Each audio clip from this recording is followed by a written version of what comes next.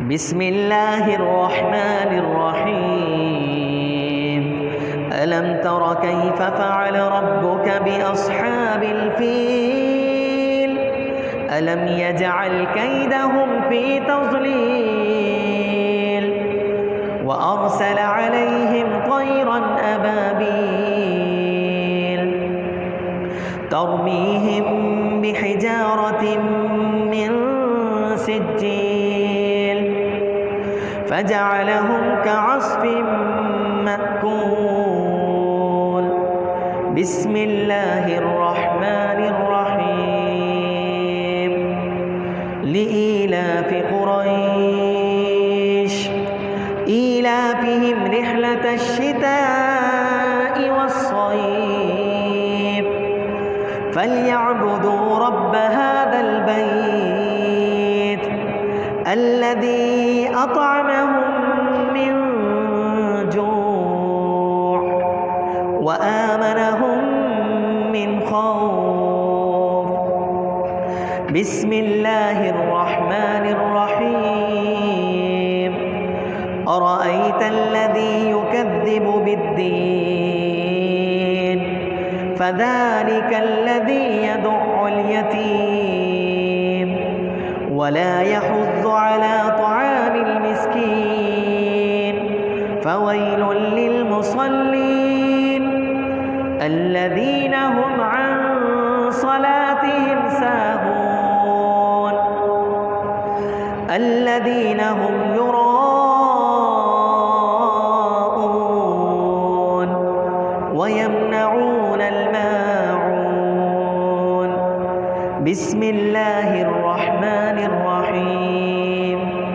إنا أعطيناك الكوثر فصل لربك وانحر إن شانئك هو الأبتر بسم الله الرحمن الرحيم قل يا أيها الكافرون لا أعبد ما تعبدون ولا أنتم عابدون ما أعبد ولا أنا عابد ما عبدتم ولا أنتم عابدون ما أعبد لكم دينكم ولي دين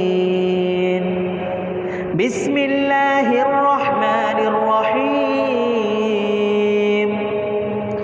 إذا جاء نصر الله والفتح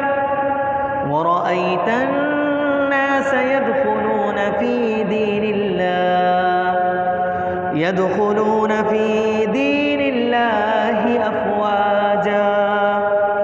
فسبح بحمد ربك واستغفره إنه كان توابا بسم الله الرحمن الرحيم تبت يدا أبي لهب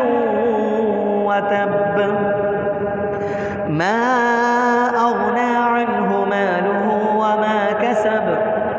سيصلى نارا ذات لهب وامرأته حمالة الحطب في جيدها حبل من مسد بسم الله الرحمن الرحيم قل هو الله أحد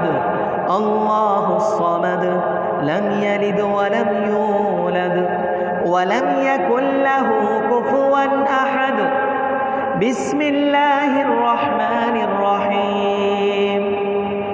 قل أعوذ برب الفلق من شر ما خلق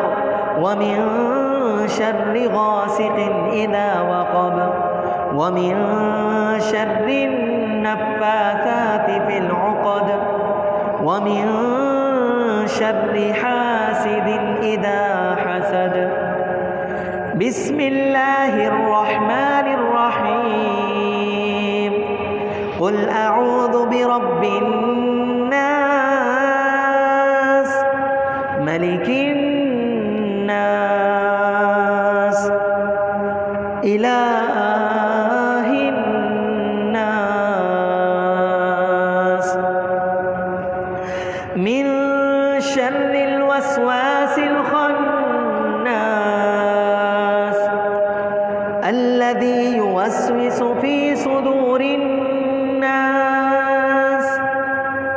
من الجنة والناس